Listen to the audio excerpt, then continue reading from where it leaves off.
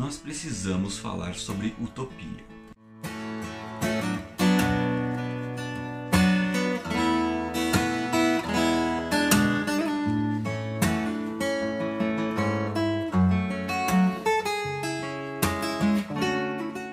Bom, na verdade a gente não precisa falar sobre nada, mas é algo que eu quero falar, então a gente vai falar, e se você quiser ouvir, fique à vontade para acompanhar mais esse vídeo aqui do Ancapinaremos. Meu nome é Sandro Sanfelice e antes de tudo eu queria agradecer vocês pela calorosa recepção que eu estou tendo aqui no YouTube. É indescritível a quantidade de comentários, curtidas, compartilhamentos que eu venho recebendo num canal tão recente e que eu achei que ia flopar, como diziam os jovens, e tá dando certo. Então muito obrigado pela companhia de vocês e por estarem acompanhando, criticando, dando feedback de vocês, tá?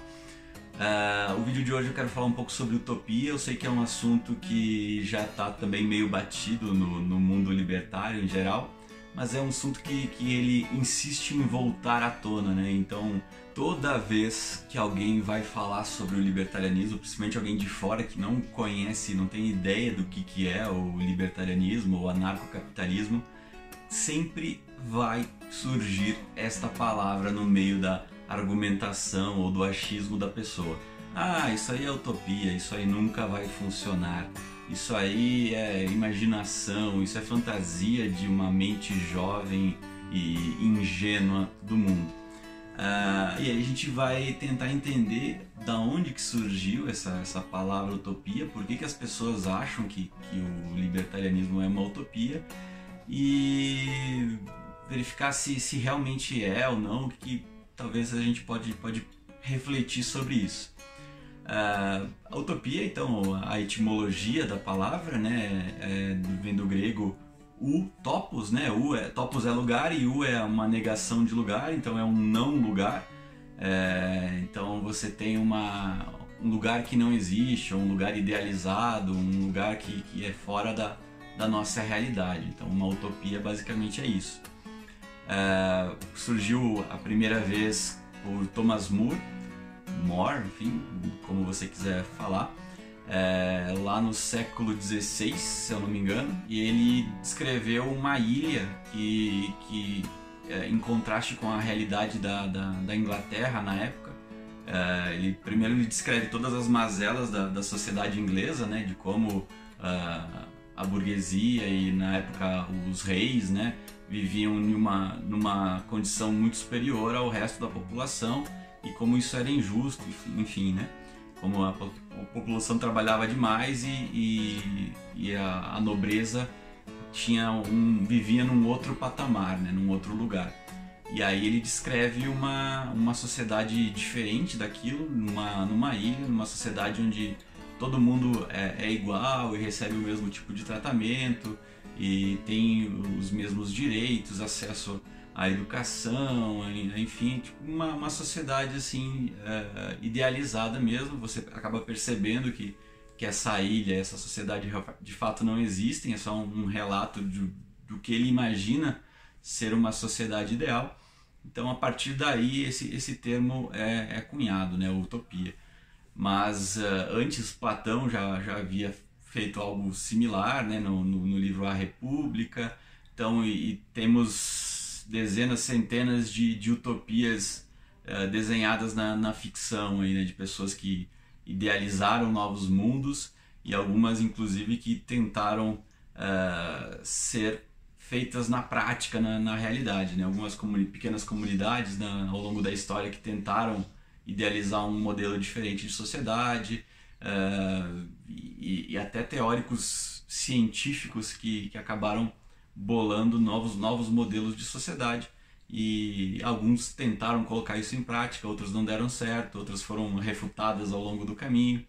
Mas basicamente o que é uma utopia é uma idealização de um novo modelo, e você acaba percebendo que talvez esse não lugar não significa que ele seja impossível de acontecer. Às vezes é difícil, realmente é algo que a gente não tem no momento, mas você percebe que talvez, se depender da boa vontade ou até da parte lógica e do raciocínio, se for bem desenhado esse modelo de sociedade, ele pode eventualmente vir a acontecer. Basta que queremos e que esse modelo seja divulgado da maneira correta e que atinja uma quantidade suficiente de pessoas numa determinada região. É diferente do termo distopia, que distopia é uma previsão meio apocalíptica de um futuro ruim, né? Então a distopia, ao contrário da utopia, é uma idealização de uma sociedade onde tudo deu errado. Então você tem clássicas distopias aí no mundo, né? A gente tem, acho que a principal, que é a mais conhecida delas, é a 1984, do George Orwell, que ele meio que idealizou o que viria a ser um modelo muito autoritário de comunismo e socialismo, né?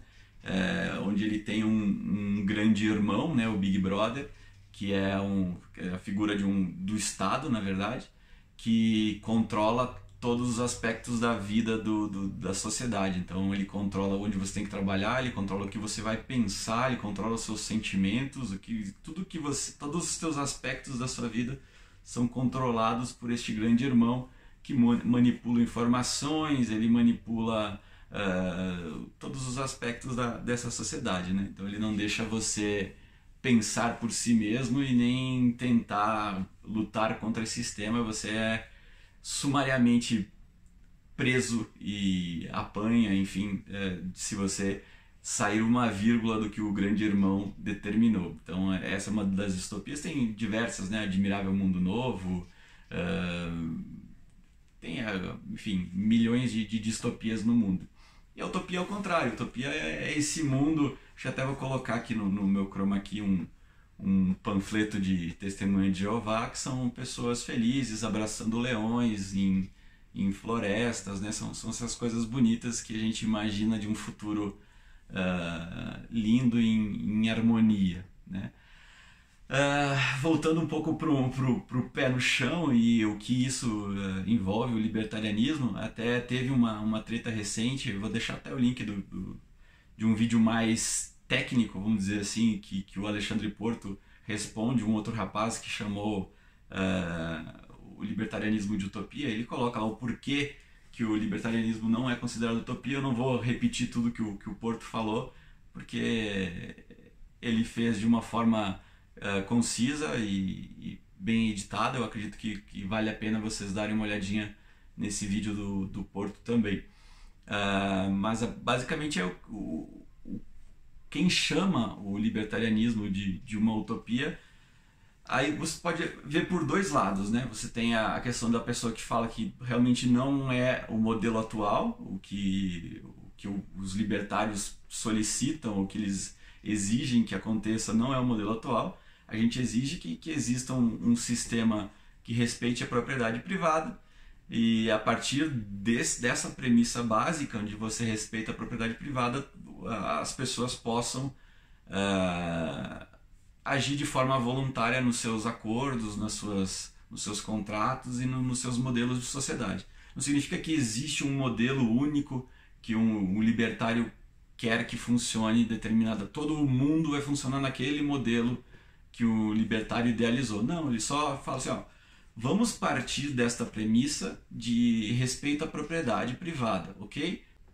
Beleza? Estamos combinados? Você vai respeitar a minha propriedade privada, eu vou respeitar a sua propriedade privada. Ninguém, mesmo um coletivo, um grupo de pessoas, uma empresa, ninguém pode vir aqui e entrar na sua propriedade.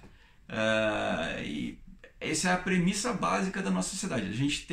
Cada ser humano tem direito à sua propriedade privada e fazer o que quiser com ela, desde que não interfira na propriedade privada dos outros, e se interferir, que seja de forma voluntária, que o outro aceite essa interferência e que seja de um contrato mútuo, de interferências mútuas, né? Então, por exemplo, um casal, um relacionamento entre dois adultos, basicamente é um acordo de interferências de propriedade privada. Então, quando você casa, o homem tem as suas propriedades, a mulher tem as dela, vão tudo para uma casa só, e aquela propriedade, apesar de ser uma propriedade do casal, ainda é uma propriedade individual dos dois, né? Então eles têm um acordo mútuo de compartilhar aquelas propriedades e isso gera alguns conflitos a partir do momento quando você, por exemplo, vai separar. Aí você tem um conflito de quem é a propriedade, por exemplo, né?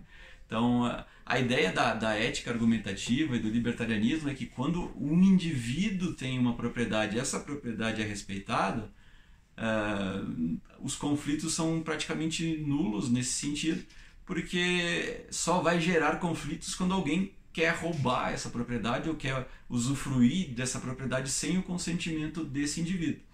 A partir do momento que você respeita essa premissa da propriedade, os conflitos são reduzidos ou até anulados, né? É lógico que a gente não espera que todos os indivíduos vão respeitar as propriedades dos outros indivíduos. Esses que não respeitarem precisam ser punidos. E aí o tipo de punição é um papo para um outro vídeo, que existem possibilidades infinitas de como isso seria punido numa sociedade libertária. E o legal é que não existe uma sociedade libertária. Às vezes partimos dessa premissa, ok? Essa cidade, o Ancapistão número 1, vai funcionar dessa forma, com esse tipo de justiça privada, com esse tipo de polícia privada, segurança privada. O Ancapistão número 2, que é vizinho, vai usar um outro tipo de justiça privada, vai usar um outro tipo de segurança. Ninguém está determinando como todo o coletivo mundial libertário vai funcionar. A gente está falando que partimos dessa premissa, o Ancapistão 2 e o Ancapistão 1, eles respeitam a premissa da propriedade privada, então eles não vão entrar em guerra porque eles estão respeitando essa premissa. Se aqui quer usar um outro tipo de modelo, aqui quer usar um outro tipo de modelo, dane-se, a gente não está interferindo nos modelos pós essa premissa básica. Se você respeitar a propriedade privada, você vai deixar aquela sociedade se desenvolver e vai se beneficiar até de modelos diferentes. Então, se o Ancapistão 4 criou um modelo de justiça muito bom, que é melhor do que todos os outros modelos de justiça, é mais justo, é mais eficiente, o que impede do Ancapistão 1, Ancapistão 2, 3 e o 17 roubar, né? Na verdade, copiar esse modelo de justiça privada do Ancapistão 4? Maravilha, funcionou, vão ter vários modelos competindo, não só aplicar o sistema de mercado, de concorrência, para um modelo de sociedade. Então vão ter tantos modelos de sociedade funcionando em paralelo que quando alguém num estalo acaba identificando um modelo, um funcionamento diferente, seja para a justiça, seja para a educação, seja para a saúde, um modelo que seja eficiente, funcione bem, que atenda todo mundo da população, que consiga conciliar a parte do voluntarismo, que atinja até pessoas de camadas mais pobres, miseráveis, que hoje não têm tanta oportunidade. Às vezes um modelo de sociedade consegue acabar com a miséria, não tem mendigos naquele modelo. Aí você vai entender como que eles fizeram isso. As possibilidades são infinitas, você não sabe exatamente como isso vai acontecer, não é o papel do libertarianismo determinar como isso vai acontecer. A gente pode fazer conjecturas e ir pensando em como isso pode acontecer de outras formas. E eu acho que isso é muito saudável do libertarianismo, até é algo, particularmente é algo que eu mais adoro do libertarianismo, é isso, é pensar em alternativas para o modelo atual. Reclamar do modelo atual é fácil, a gente vê que ele é injusto, que ele beneficia determinadas pessoas, determinadas castas, né? Então a gente tem o pessoal que é do Estado, que tem privilégios inigualáveis comparado à iniciativa privada, eles se aposentam mais cedo, com mais dinheiro, não podem ser demitidos, eles têm benefícios que a gente nem sonha em ter.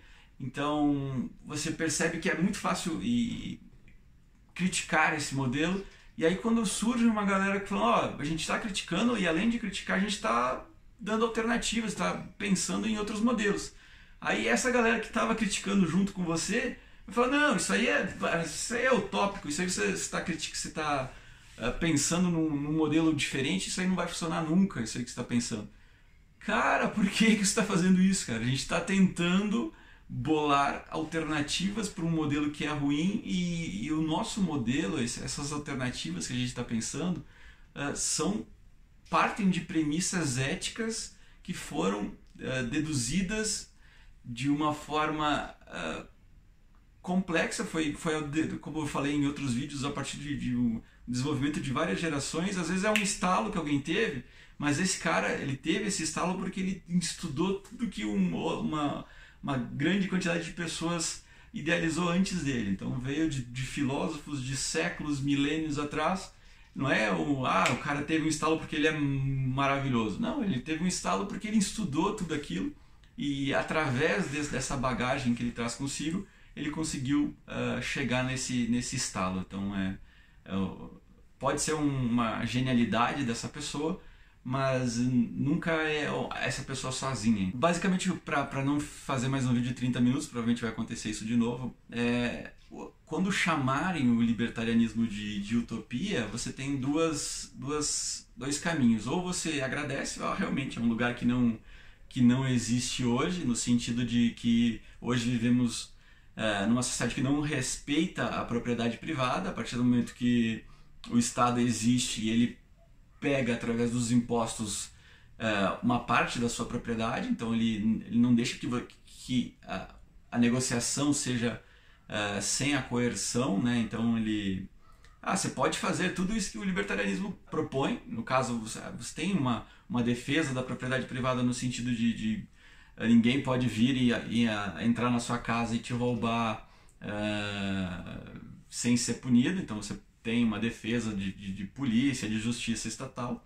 Só que o Estado em si não respeita isso. Então ele toma para si o monopólio dessa coerção, dessa agressão, e fala assim: ninguém pode agredir exceto eu. Então o Estado agride no momento em que ele, para que permita que você tenha essa liberdade de usar a sua propriedade privada, ele, em troca, pega uma parte dessa propriedade para si e para funcionar todo o modelo idealizado de sociedade que alguém definiu. Então, como eu falei, basicamente você tem duas formas de responder quando alguém fala que o libertarianismo é utopia. Você tem ou agradecer ele, falar que realmente é um lugar que não existe, a gente está tentando trabalhar para que exista. Se você quiser, venha comigo e me dê a mão e vamos trabalhar juntos para construir este mundo utópico, sem coerção e sem roubo de propriedade. Ou você pode falar para ele que utopia é esperar que o modelo idealizado atual funcione em algum momento de uma forma pacífica, né? Então, você pode alegar: não está funcionando, o modelo atual é a realidade, veja, estamos aqui e está funcionando. Está funcionando bem para você, para todo mundo. Talvez para você, no seu ciclo, esteja funcionando e esteja dando certo, mas será que não poderia dar ainda mais certo sem alguém estar roubando uma parte da sua propriedade? Será que essas pessoas hoje que estão relegadas a uma existência miserável não gostariam de ter um outro tipo de sociedade para viver? Então, é tão ruim ser uma utopia? É tão ruim no sentido de querer viver num lugar que não existe hoje? Você tem que se questionar esse tipo de coisa. Até tem gente que fala assim: que legal que é uma utopia, que vocês estejam lutando por uma utopia. Se fosse para lutar por um negócio que já existe, não faz sentido nenhum, né? Então, sim, talvez o modelo libertário seja utópico no sentido de não existir hoje, e que bom que tem pessoas querendo trabalhar por modelos que não existem hoje, pessoas querendo trabalhar para manter o modelo atual. Com certeza a gente já está cheio delas e não precisamos de mais pessoas para manter o modelo atual. Precisamos de pessoas que queiram modelos diferentes, mais justos, mais éticos, mais corretos, mais morais, enfim. Aí acaba entrando em um terreno subjetivo que eu não quero entrar aqui. Então é isso, lutem por utopias, mas por utopias que fazem sentido, que são éticas e que vocês acreditem que vão ser benéficos não apenas para você, mas para o maior número de pessoas possível. Então sejam utópicos e é isso. Valeu, se inscrevam no canal, deixem um joinha e ativem o sininho Badulac aqui. e é toys.